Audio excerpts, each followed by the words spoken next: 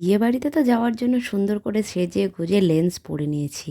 কিন্তু ওই যে সারাক্ষণ বিয়েবাড়ি ঘোরার পর বাড়িতে এসে আমার যে অবস্থা, উফ! আগে লেন্স খোলো, তারপর মুখ ক্লিন করো। বাড়িতে যাওয়ার জন্য তো আনন্দ করে সাজি, কিন্তু বাড়িতে এসে আর ভালো লাগে না যেন। কিন্তু ওই যে যেহেতু চোখে লেন্স পরে থাকি, আগে লেন্স যদি না খুলি ওই অবস্থা ঘুমিয়ে পড়ি, তাহলে অবস্থা খারাপ হয়ে যাবে।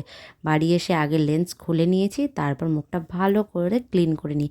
আমি এখানে মিল্ক অ্যান্ড হানি নিয়েছি, আয়ুরের যে মিল্ক অ্যান্ড হানি আছে, এটা কিন্তু ভীষণই ভালো। যেহেতু এটা একটা ক্রিমি ব্যাপারটা থাকে, শীতের জন্য কিন্তু রাফ ব্যাপারটা হয় না। আর আমরা যদি ফেস ওয়াশ ইউজ করি না শীতের সময়, তখন না কীরকম একটা মুখটা রাফ হয়ে যায় যদি তারপরে কোনো ক্রিম ইউজ না করি। যাই হোক, আমি এটা দিয়ে মুখটা ভালো করে ক্লিন করে নিয়েছি। আর দেখো কীরকম ভূতের মতো লাগছিল।